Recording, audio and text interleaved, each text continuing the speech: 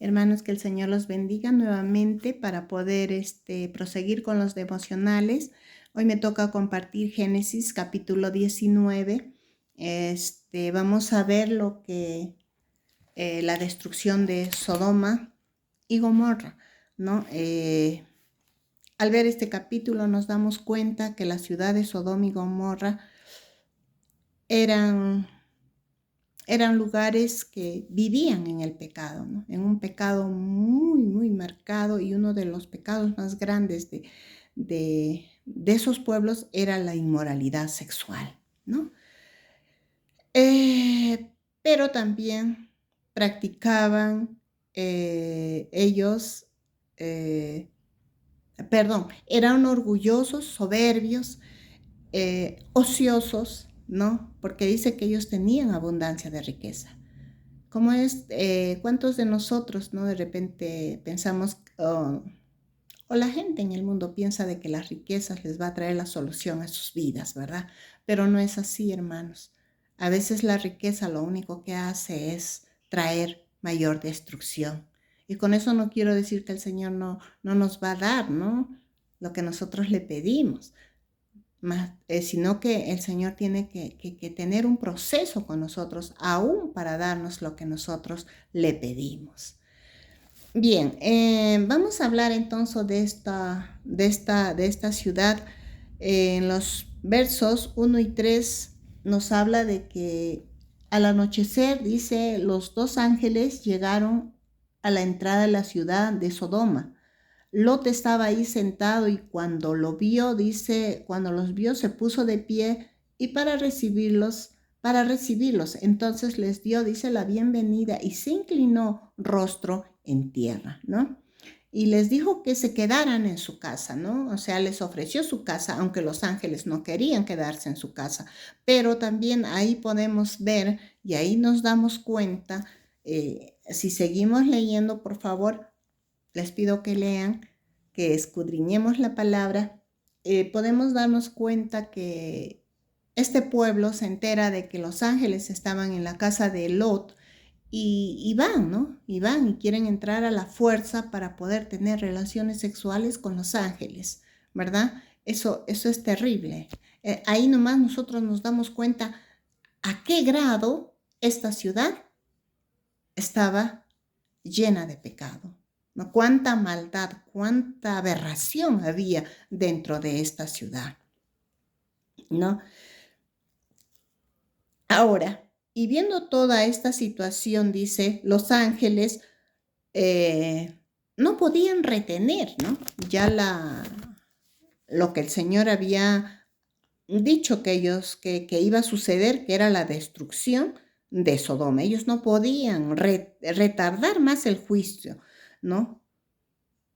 Y eso es lo que sucede, ¿no? Eso es lo que pasa, que aún el pueblo sabía, hermanos, de que iba a haber una destrucción, que iba a haber destrucción, pero ellos igualitos seguían con sus costumbres y pecados, ¿no? Terrible la situación, terrible, ¿no? Y ahora viendo el caso de Lot, ¿no? Haciendo un pequeño análisis de Lot. Lot era un buen hombre, pero estaba en un lugar equivocado. No pertenecía él a ese lugar. Y si nosotros nos damos cuenta, nosotros también cuántas veces hemos estado como Lot, por decisiones equivocadas o por creer que es lo mejor o que de alguna manera nos facilita en algo, ¿no? Cuántas veces hemos estado en situaciones difíciles por, por querer que nuestra vida sea de repente mucho más fácil, ¿no? Y eso es lo que hizo Lot, escogió lo que estaba hermoso, lo que para su vista estaba perfecto. Eso es lo que escogió cuando Abraham le dio a escoger, ¿verdad? Entonces, eso es lo que hizo Lot. Pero, hermanos, si nosotros nos damos cuenta, la misericordia de Dios siempre nos persigue, como dice su palabra. Y esa misericordia de Dios lo sacó a empujones del mal camino y hizo que Lot pueda salir, pueda dejar ese lugar y salir para poder ser salvo, ¿no? Eso es lo que hizo el Señor. Y de esa misma manera el Señor también hace muchas veces con nosotros, ¿no? Aunque sean empujones, nos saca de situaciones que de repente nosotros insistimos en estar ahí. No queremos estar en ese lugar, pero el Señor siempre nos va a sacar de ese lugar, aún como les estoy diciendo, a empujones, a malas, ¿no? Bien, y también algo muy hermoso que se ve en este capítulo es eh, que la salvación que recibió Lot fue por la intercesión de su tío Abraham. Qué hermoso es saber, hermanos, que hay personas que oran e interceden por nosotros. Es algo precioso saber que muchas veces por esas intercesiones, por esas oraciones, nosotros somos librados de muchos males. Y eso es lo que sucedió con la familia de Lot. Ahora, si vemos en el capítulo 23 y 20, en los versículos 23 y 25, nos habla de la mujer de Lot, ¿verdad? Ahí nos dice que la misericordia alcanzó a esta familia, ¿no? Pero lamentablemente la mujer de Lot miró atrás, ¿no? Desobedeció lo que le habían dicho los ángeles, que ella no mirara atrás. Ella miró atrás, lamentablemente miró atrás, ¿no? ¿Y qué es lo que refleja esto, el de voltear atrás, ¿no? Yo creo que refleja el deseo de volver al lugar de donde ella estaba saliendo, ¿no? Posiblemente había una duda, ¿no? ¿Me voy acá o me quedo, ¿no? Y de repente ella estaba, ¿qué les digo? Estaría, no sé, deseando, ¿no? Volver a esa vida pasada de pecado, ¿no? Y es ahí cuando ella se vuelve pues una estatua de sal, ¿no? Como dice la palabra. Hermanos, la duda paraliza, el desánimo también. Hay que tener cuidado con la duda, hermanos. Si nosotros tomamos una decisión, tenemos que seguir adelante. No podemos dudar. Amén. Ahora vamos a ver una historia que la verdad, pues no causa, no sé,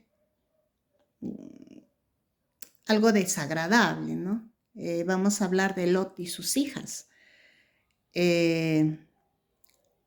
Vamos a ver escenas nada agradables porque refleja la maldad del hombre y en este caso la maldad de las mujeres, ¿no? De las hijas de Lot, ¿no? Pero siempre el Señor tiene un propósito en cada palabra. Así, por más que sea algo desagradable que nosotros podamos ver, el Señor dentro de todo eso tiene un propósito. El Señor nos enseña dentro de todo esto. Por eso nosotros no debemos obviar nada de la palabra, nada. Todo debemos escudriñar y leer. ¿Para qué? Porque hay un propósito, hay una enseñanza de parte de Dios para nuestras vidas, ¿no? ¿Y por qué les digo que esto nos enseña algo, hermanos? Nos ayuda a ver las consecuencias del pecado. ¿Qué es lo que trae el pecado? Hay una consecuencia para cada pecado, para alguna acción errónea, mala que nosotros hacemos, va a haber una consecuencia, ¿no?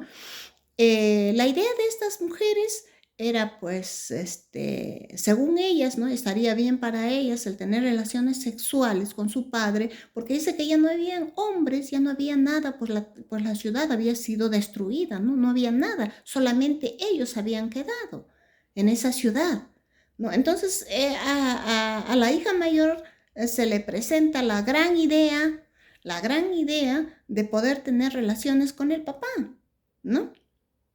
Estas mujeres no habían entendido nada. El fuego de Sodoma, la destrucción de Sodoma para ellas pasó como que desapercibida, no les importó, no aprendieron nada, ¿no? ¿Por qué, hermanos? Porque el pecado ya estaba muy dentro de ellas. El pecado ya se había enraizado en sus corazones, porque habían crecido en ese ambiente, habían visto estas cosas y las estaban viendo como algo natural, algo normal, ¿no? Cuidado, hermanos, que que podamos ver las cosas como algo normal, el pecado como algo normal. Nosotros también estamos viviendo en una sociedad donde quieren poner en nuestra mente cosas que la palabra dice que son aberrantes, que no debemos nosotros permitir en nuestras vidas, ¿no? Entonces no podemos ver lo que de repente se da también en nuestros tiempos como algo normal. ¿Ya? Entonces ellas pues verían esto como algo normal y bueno, pues no, se dejaron llevar por este pensamiento, por esta idea que tuvieron, ¿no? Bueno, entonces las dos planificaron eso y las dos pues tuvieron relaciones, lo embrayaron a su papá y tuvieron relaciones, ¿no? Ahora, en este caso también vemos en capítulos anteriores cómo el papá ofrece a sus hijas, ¿no? Algunos comentaristas dicen que por proteger a sus huéspedes, otros dicen que Lot sabía que estos hombres eran homosexuales, como lo dijo anteriormente el hermano, que eran homosexuales y que, bueno, solo querían tener relaciones sexuales con hombres, ¿no? Y que no les importaban las mujeres, ¿no? No sé hasta qué punto, hermanos, pero eso es lo que nos dicen los comentaristas estudiosos de la Biblia, ¿no? Y bueno, y como ellos no estaban conscientes, hermanos, estas mujeres no estaban conscientes de las consecuencias tan graves que iban a traer por su pecado. Su conciencia ya estaba cauterizada, ya no tenían conciencias ellas, ¿no? Y el pecado, hermanos, no se queda con nosotros. Qué bueno sería que el pecado se quede, se termine con nosotros. No, el pecado sigue, ¿no? Y siempre va a haber otras personas comprometidas, lastimadas, heridas, víctimas de nuestro pecado, hermano. Eso es lo que va a haber, ¿no? Y una de las víctimas fue Israel. Israel fue víctima del pecado que estas mujeres habían cometido. ¿Y por qué les digo eso? Porque ellas tuvieron hijos. La mayor tuvo un hijo varón y le puso por nombre Moab. La menor tuvo también otro hijo, ¿no? Y lo llamó Bon-Ammi, ¿no? Y que es el padre de los amonitas, ¿no? Mira, el hijo de la hija mayor era el padre del pueblo de Moab. Y el hijo de la segunda hija era el padre de los amonitas.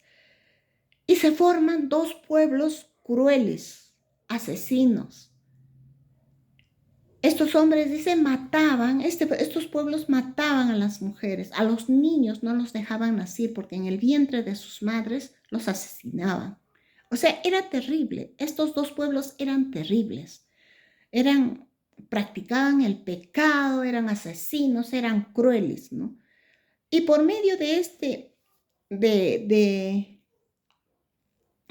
pecado de estas mujeres, como les vuelvo a repetir, se desencadena, hermanos, grandes tormentas para el pueblo de Israel. ¿No? ¿Por qué? Porque el pueblo de Israel también empieza a ser envuelto por el pecado de estos pueblos, ¿no? La idolatría, la fornicación, sacrificios a dioses falsos y todo lo malo que ese pueblo tenía. Eso es lo que sucede, eso es lo que pasa, ¿no? Pero, hermanos, nosotros tenemos a Cristo, que Él vino a salvarnos. Y eso lo dice en Colosenses 2, 14 y 15, dice que Él, hermanos, anuló toda acta de decretos que nos era contrario. Todo pecado, toda maldad ha sido clavada en la cruz del Calvario. Y nos dio la victoria, dice el Señor, que nos dio la victoria. Y esa victoria nosotros tenemos que tomarla para nuestras vidas, hermanos. Todo lo que sucedió en esos tiempos fue terrible, pero ahora el Señor nos está mostrando que nosotros no podemos caer en esas situaciones. ¿Por qué? Porque Cristo murió en la cruz por cada uno de nosotros. Él vino a darnos la salvación. Y por esa gracia preciosa de Dios, que es sobreabundante, hermanos, permitió que Ruth, una moabita, una mujer de esos pueblos malvados, alcanzara la misericordia y heredara el cielo. ¿Se dan cuenta cómo es de bueno nuestro Señor? ¿Por qué? ¿Por qué ella alcanzó?